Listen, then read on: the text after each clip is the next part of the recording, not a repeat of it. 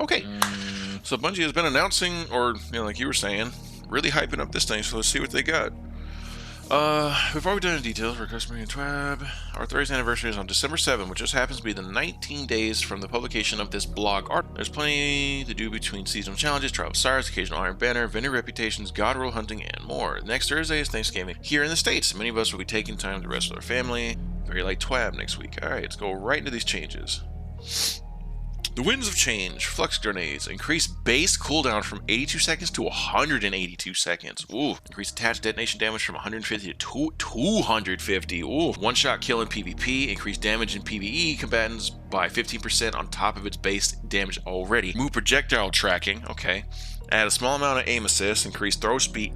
You're just beaming this thing at people now. 117% faster throw speed now sticks to all surfaces. My god. There's a very long cooldown, but it'll definitely be a one-shot kill in PvP if you manage to land it. It also hits harder in PvE. As a reminder, the Flux Grenade is currently only available to Hunters, Arc Striders. The Firebolt Grenade, reduce cooldown from 82 to 64, reduce damage per bolt from 90 to 65, increase damage for burst PvE combatants by 15. Okay. Stormcaller, okay. Ooh, Chain Lightning, hello. You will now see a cooldown time on your abilities. Oh my god, that's beautiful. So Chain Lightning, you'll have a minute 30 on that particular thing. Okay, awesome. On the character screen, you'll see an actual cooldown of your abilities as they're affected by your equipped abilities and armor stats. I like it. The base cooldown time is actually the cooldown time at tier 3 of the relevant armor, is because the system technically penalizes you for tanking your stats below tier 3, in which case your cooldown will be longer than base. We're looking into updating this to be more intuitive in future releases. Cooldown times for class abilities are not currently displayed due to technical issues. We are planning to fix this in a future release. Big change needs a fundamental change is preparation to move the light subclass over to the subclass 3.0 system that Stasis currently uses. For 30th anniversary, we're using it to change the cooldown to nearly every ability in the game. One of our design goals this year was to reduce the amount of ability spam in Crucible. Thank you. And put focus back into gunplay. To end this, we've made ability cooldown timer longer on average than they were before. They don't want the PvE experience to suffer from the sake of PvP balance though, so we try to compensate where possible. I like it. So they have just blanket increased all grenade damage by 50% for PvE. Okay, I have a very strong feeling Sunbracers and Warlock Solar Nades is really fixing to destroy Atheon. Once the fusion rifles, that mod goes away. Melee abilities cooldowns haven't been increased quite as much as grenade cooldowns, and some of the less aggressive melee attacks have lower cooldowns than before. Class ability cooldowns have also generally increased, but the changes vary depending on which ability is equipped. Super Regeneration will still have a passive component scale to your intellect stat, but a significantly reduced rate. On top of your passive regeneration, you'll also gain super energy by dealing and taking damage to or from opponents. Okay. PvE super uptime should be relatively unchanged from the live game, if not slightly higher. We're also pretty happy to frequent supers in PvE. We don't want to make big changes right now on that front. Everyone should get at least one super in a 6v6 match that goes to the score or time limit as long as they engage in regular combat. Supers should be less frequent in 3v3 modes than in the live game, where 2 supers per match is a fairly regular occurrence. Okay. While there's absolutely skill in outmaneuvering active supers and playing around super uptime, supers in general are purposely designed to be accessible power fantasies for all players, and that inherently creates asymmetry, I can't talk, that we need to account for more competitive play. Primary weapon play should be noticeable benefits in super energy regeneration. Okay. To that end, we've separated supers into cooldown tiers that affect both the passive generation rate as well as the damage base regeneration rate. This tiering is primarily influenced by each super's kill potential, where most one-off supers are unlikely to wipe a team or a room of combatants, but long-lasting roaming supers can and should have trade-off as a result. Also taking into account general potency of super subclass kits where possible. For example, later on we'll be discussing Shatter Dive. Yes! We're making which impact how effective Revenant Hunter is in the neutral game, causing us shift some of the potency of the super's uptime as a result, right? And they're giving us tiers. So the fastest regeneration, tier 5, Well of Radiance, tier 4, Blade Barrage, Science and Squall, tier 3. Okay, taking it down a notch. Come on, Mike, give me the deets.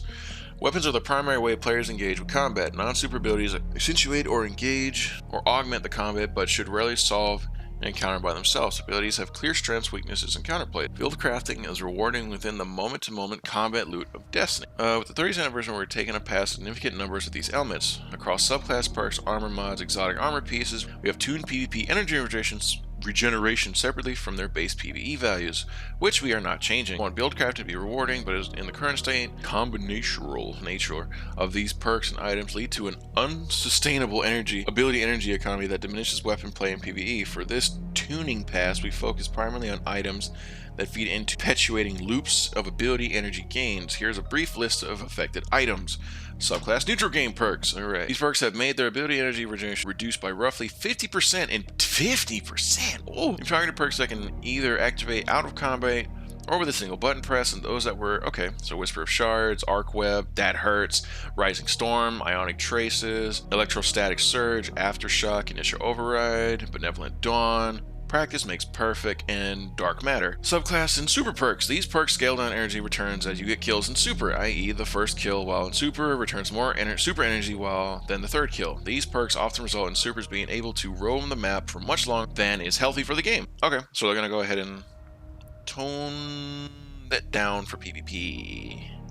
But it's not being touched for PvE. Sweet. So yeah, that would be Everlasting Fire and Trample. Sounds good. Exotic Armor. Each exotic below has a custom tuning pass focused on their ability energy return in PvP. Frosties no longer stack multiplicity. I can't tongue-tied there. In PvP with other regenerated buff, and is now an additive scaler. No change in PvE. Harder Inmost. Ooh. Ability energy regeneration scaler reduced by 50 in PvP.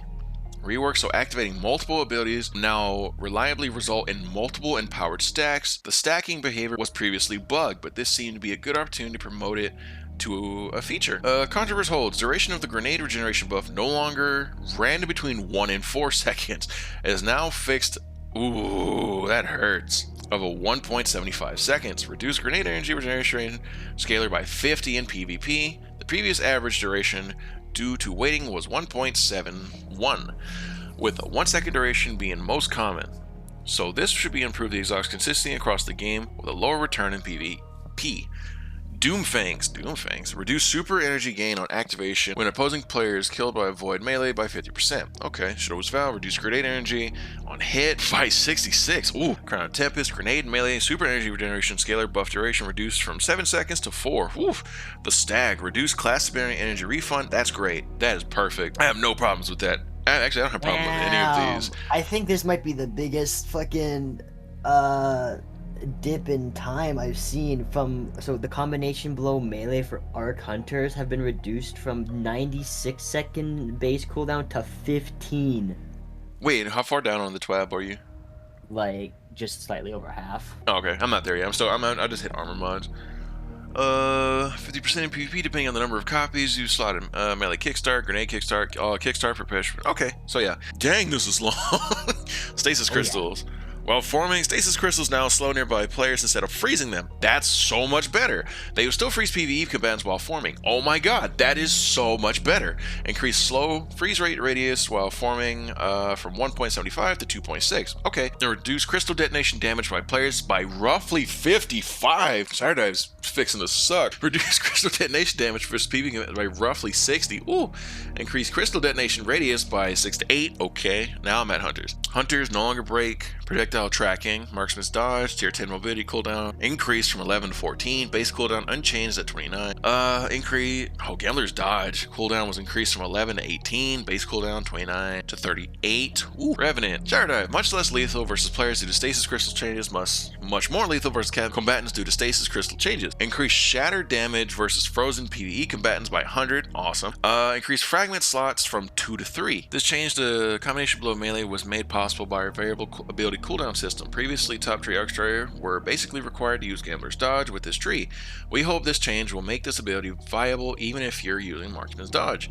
Reduce base cooldown duration from 96 seconds to 15. Ooh, that's wild. Bottom tree Night Stalker. Vengeance Smoke melee has low damage output but high utility. Our data shows that this subclass tree is struggling in PvP, so we decided to increase how often Pathfinder hunters can go invisible. What? Oh no! Reduce base cooldown from 96 to 75. It's not that much of a decrease, but you know what? It's that. Ooh, we're gonna see what happens when this comes out. Shoulder charges. In our effort to make this a much more healthy economy, Titan's 3 shoulder charges are no longer one-shot abilities in PvP. Damn. That's a well-needed change. That I can't disagree with that. But damn. All right, all shoulder charges no longer one-shot players at all in PvP. Sprinting activation reduced from 1.5 to 1.25. Increase the range, what? From 6.5 to 6.8. The targeting cone width has increased by roughly 10%. Increased damage in PvE combatants by 25%. Segment Strike. Reduce AoE damage from 90 to 40. Now blinds enemies in an area on hit. Increase base cooldown from 82 to 90. Oof. Shield Blast. Reduce AoE damage from 90 to 40. Increased. Oh, man. He's gonna not like these changes. He's not gonna like this at all. Oh my god. So, shoulder charge is gonna be that thing where you just finish somebody off now. Like, oh, they don't have a shield. I can shoulder charge to get that last hit in just in case. So, Barricades. Even with the rally barricade changes, we made some seasonal loss. Using this ability during the fight is still a risky proposition. So, we've done some changes with that. Increase base cooldown duration from 37 seconds to 40 seconds. Rally Barricade. Reduced base cooldown duration from 37 to 32. We made some changes to Behemoth. We're hoping these changes to the Diamond Lance makes this aspect top tier in PvE. Shiver Strike is getting a big damage buff during the Glacial Quake Super. The Whisper of Change fragment buff here is also very spicy and should help the Behemoth survivability in Pinnacle PvE activities. Whisper of Change can be used in all stasis subclasses, but making crystals is kind of the Behemoth sting, so we're listing it here. Diamond Lance. Increase fragment slots from 1 to 3. Ooh. Now spawns a Diamond Lance upon killing a PvE combatant with a stasis weapon, killing 3 players with stasis weapons in a single life, killing an enemy with a stasis ability, or just shattering an enemy. Shiver Strike. Increase Shiver Strike damage while in Glacial Quake by 50. Woo. Whisper of Change. Increase damage resistance versus PvE combatants from 25 to 40. Alright, Bottom Tree Striker. This class is absolutely dominating PvP this season. You are not wrong about that. Melee lunge range and melee damage bonus now deactivates after a melee kill. Trample. Super energy gain from Fist of Havoc. Light attack now decays to a minimum amount over 3 PvE kills, down from 7. Frontal Assault. Increased base cooldown from 82 to 106. Fist of Havoc. Heavy Slam radius reduced from 8 meters to 6. Bottom Tree. I'm just gonna read this or watch this later and he's just gonna be like, life. Life. Warlocks. Uncharged melee. Warlocks have been losing slap fights far too long. Yes, Warlocks have been able to melee just as quickly as Titans Hunters. We're also removing the 1 meter range extension. We still think the idea that each class having unique qualities to their melee is interesting, but we want to do it in a way that won't cause one class to constantly lose slap fights. Maybe someday in the future. Uncharged melee. Reduce melee range from 5.5 to 4.5. Now matches Hunter and Titans. Reduce suppress time after melee. You can now melee back to back at the same speed. Let's go, dude. Double smack attack. Alright. Middletree Voidwalker. Handheld Supernova will no longer one-shot in PvP. Reduce damage to players. Now deals 150 max damage. Increase damage versus champions and bosses by 30%. Increase projectile range from 12 meters to 14 meters. Now pushes targets away from the Warlock on detonation. Nova Warp. Increase damage versus champions and bosses by 30%. Shadebinder. All 3 stasis grenades now have a different cooldown time, so we made a change to the Bleak Watchers to avoid a situation where it was always best to use best grenade with the shortest cooldown time. That results in an overall cooldown increase for Bleak Watchers, which fits its incredibly high power-up, Winter's Wrath. And reduce Shatter Pulse damage versus supers. Must now generally freeze and shatter all supers twice to eliminate. Penumbral Blast. Increase proximity detonation radius versus PvE combatants by 100%. Bleak Watchers. While Bleak Watchers equip, all stasis grenades charge at Glacier Grenade rate. There are a bunch of other small changes coming in 30th anniversary, but we'll cover them everything else in the official patch notes. As you can see, the team has been hard at work adjusting the sandbox globally. The sandbox is going to evolve alongside the game. As we hit year 5 and beyond, this statement will become even more true with new and exciting changes coming with Subclass 3.0 experience. Stay tuned for the patch notes when Thursday anniversary goes live on December 7th. So yeah, this has been a really good TWAB. I actually like the changes in here. A little bit of different style from what I usually do, but this has been dead. I hope y'all have a good one, and I hope y'all stuck out for this probably once in a while reading of This Week at Bungie. If you like what I do, please like and subscribe to the channel. I'll see you on the next one. Peace, and have a good one.